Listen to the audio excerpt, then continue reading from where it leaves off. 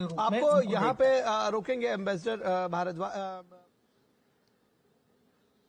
World government summit में keynote address देना मेरे लिए बहुत सम्मान की बात है, बहुत सम्मान की बात है। और मुझे तो ये सौभाग्य दूसरी बार मिल रहा है। मैं हिज हाइनेस शेख मोहम्मद बिन राशिद जी का इस निमंत्रण और गर्मजोशी से भरे स्वागत के लिए बहुत बहुत आभारी हूं। मैं अपने brother his highness Sheikh Mohammed bin Zayed का भी आभार व्यक्त करता हूं। हाल के दिनों में मुझे उनसे कई बार मिलने का मौका मिला है। वो सिर्फ लीडर ऑफ विजन ही नहीं है, बल्कि लीडर ऑफ रिजॉल्व और लीडर ऑफ कमिटमेंट भी है। साथियों, वर्ल्ड गवर्नमेंट समिट दुनिया भर के थॉट लीडर्स को एक मंच पर लाने का एक बड़ा माध्यम बन चुकी है। इसमें हिज हाइनेस शेख मोहम्मद बिन रशीद की विजनरी लीडरशिप, उसका बहुत बड़ा रोल है। दुबई जिस प्रकार ग्लोबल इकोनॉमी, कॉमर्स और टेक्नोलॉजी का एपी सेंटर बन रहा है, ये बहुत बड़ी बात है। कोविड के दरमियान एक्सपो 2020 का आयोजन हो या फिर हाल में कोप 28 का आयोजन, ये दुबई स्टोरी के बेहतरीन उदाहरण है। मैं आपको इस समिट के लिए बधाई देता हूं, इसकी सफलता के लिए शुभकामनाएं देता हूं। साथियों, आज हम 21वीं सदी में हैं। एक तरफ दुनिया आधुनिकता की तरफ बढ़ रही है, तो पिछली सदी से चले आ रहे चैलेंजेस भी उतने ही व्यापक हो रहे हैं। फूड सिक्योरिटी हो, हेल्थ सिक्योरिटी हो, वाटर सिक्योरिटी हो, एनर्जी सिक्योरिटी हो, एजुकेशन हो, समाज को इंक्लूसिव बनाना हो, हर सरकार अपने नागरिकों के प्रति अनेक दायित्वों से बंधी हुई है। टेक्नोलॉजी हर प्रकार से, चाहे वो नेगेटिव हो या पॉजिटिव, एक की डिसरप्टर साबित हो रही है। टेररिज्म आए दिन एक नए स्वरूप के साथ मानवता के सामने नई चुनौती लेकर आ रहे हैं। क्लाइमेट से जुड़े चैलेंजेस भी समय के साथ और बड़े होते जा रहे हैं। एक तरफ डोमेस्टिक कंसर्न्स हैं, तो दूसरी तरफ इंटरनेशनल सिस्टम्स बिखरा हुआ नजर आता है। और इन सब के बीच हर सरकार के सामने अपनी प्रासंगिकता को बचाने का भी बहुत बड़ा चैलेंज है। इन सवालों, इन चुनौतियों, इन स्थितियों के बीच वर्ल्ड गवर्नमेंट समिट का महत्व और बढ़ गया है। साथियों, आज हर सरकार के सामने सवाल है कि वो किस अप्रोच के साथ आगे बढ़े। मेरा मानना है आज विश्व को ऐसी सरकारों की जरूरत है जो इंक्लूसिव हो, जो सबको साथ लेकर चले। आज विश्व को ऐसी सरकारों की जरूरत है जो स्मार्ट हो, जो टेक्नोलॉजी को बड़े बदलाव का माध्यम बनाए। आज विश्व को ऐसी सरकारों की जरूरत है जो क्लीन हो, जो करप्शन से दूर हो, जो ट्रांसपेरेंट हो। आज विश्व को ऐसी सरकारों की जरूरत है जो ग्रीन हो, जो पर्यावरण से जुड़ी चुनौतियों को लेकर गंभीर हो। आज विश्व को आवश्यकता है ऐसी सरकारों की जो ease of living, ease of justice, ease of mobility, ease of innovation और ईज ऑफ डूइंग बिजनेस को अपनी प्राथमिकता बनाकर चले। Friends, head of the government के तौर पर लगातार काम करते हुए मुझे 23 साल होने जा रहे हैं। मैंने 13 साल भारत के एक बड़े स्टेट गुजरात की सरकार में रहते हुए लोगों की सेवा की है और अब मुझे सेंट्रल गवर्नमेंट में देशवासियों की सेवा करते हुए 10 साल होने जा रहे हैं। मैं मानता हूं कि सरकार का अभाव भी नहीं होना चाहिए और सरकार का दबाव भी नहीं होना चाहिए, बल्कि मैं तो ये मानता हूं कि लोगों की जिंदगी में सरकार का दखल कम से कम हो, ये सुनिश्चित करना भी सरकार का ही काम है। हम अक्सर कई एक्सपर्ट्स को सुनते हैं कि कोविड के बाद दुनिया भर में सरकारों पर भरोसा कम हुआ है, लेकिन भारत में हमने एकदम विपरीत अनुभव देखा।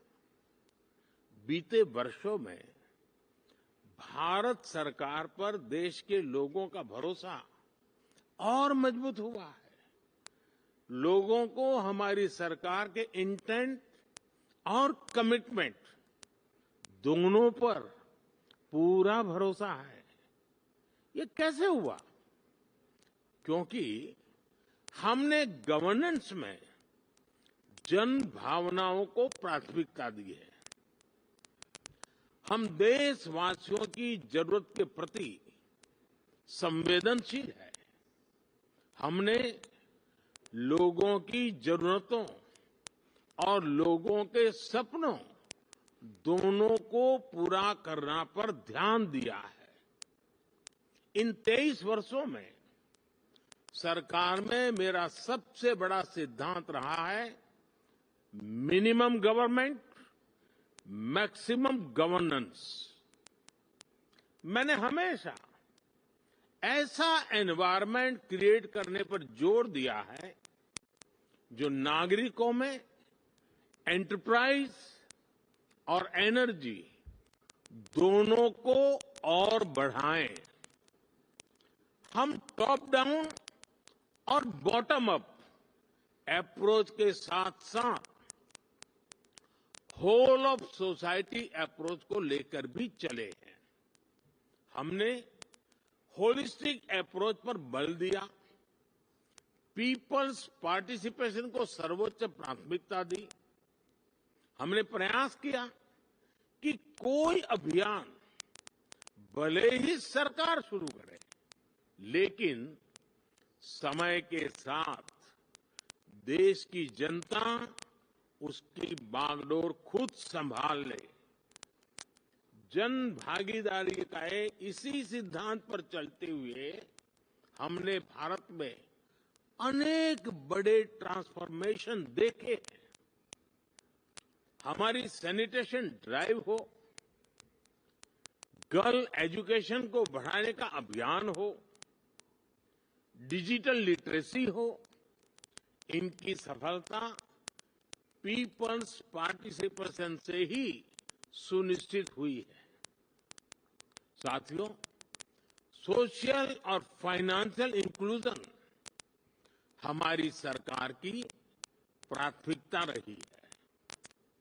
हमने 50 करोड़ से ज्यादा ऐसे लोगों को बैंकिंग से जोड़ा जिनके पास बैंक अकाउंट नहीं था।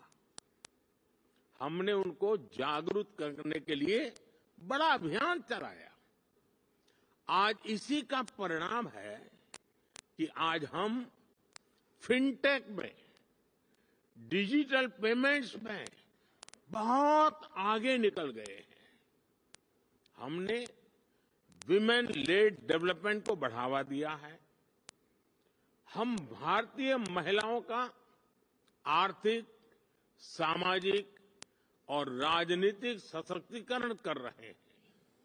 कानून बनाकर हमने भारत की महिलाओं को पार्लियामेंट में रिजर्वेशन भी दिया है।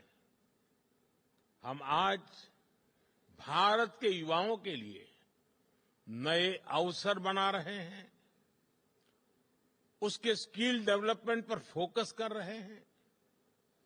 बहुत कम समय में ही भारत दुनिया का तीसरा सबसे बड़ा स्टार्टअप इकोसिस्टम यानी स्टार्टअप इकोसिस्टम का इतना बड़ा जंप आज हम तीसरे नंबर पर पहुंच गए हैं।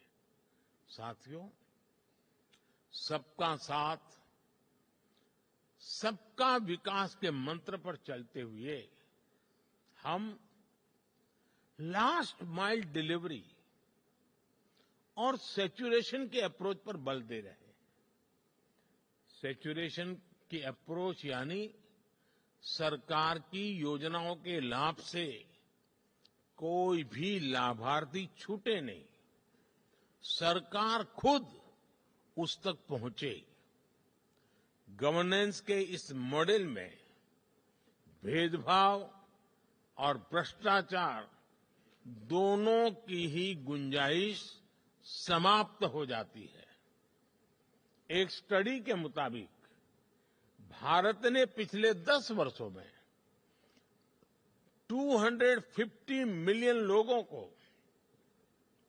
गरीबी से बाहर निकाला है और उसके पीछे इस गवर्नेंस मॉडल की बड़ी भूमिका रही है। साथियों, जब सरकारें पारदर्शिता को प्राथमिकता देती हैं तो उसके नतीजे भी मिलते हैं और भारत इसका भी एक उदाहरण है। आज भारत के 130 करोड़ से ज्यादा नागरिकों के पास उनकी डिजिटल आइडेंटिटी है। लोगों की ये डिजिटल आइडेंटिटी उनके बैंक्स, उनके मोबाइल सब इंटरकनेक्टेड है। हमने टेक्नोलॉजी की मदद से एक सिस्टम डेवलप किया है, डायरेक्ट बेनिफिट ट्रांसफर, डीबीटी। इस सिस्टम की मदद से हमने बीते 10 साल में $400 बिलियन से ज्यादा लोगों के बैंक खातों में सीधे ट्रांसफर किए हैं। ऐसा करके हमने करप्शन की बहुत बड़ी गुंजाइश को जड़ से ही समाप्त कर दिया है। हमने देश के 33 बिलियन डॉलर से ज्यादा गलत हाथों में जाने से भी बचाया है। फ्रेंड्स, जहां तक क्लाइमेट चेंज की बात है, तो इससे डील करने के लिए भी भारत की एक अपनी अप्रोच रही है। भारत आज सोलर, विंड, हाइड्रो के साथ साथ बायोफ्यूल्स, ग्रीन हाइड्रोजन पर भी काम कर रहा है। हमारी संस्कृति हमें सिखाती है कि प्रकृति से जितना हासिल किया है उसे लौटाने का प्रयास भी करना चाहिए।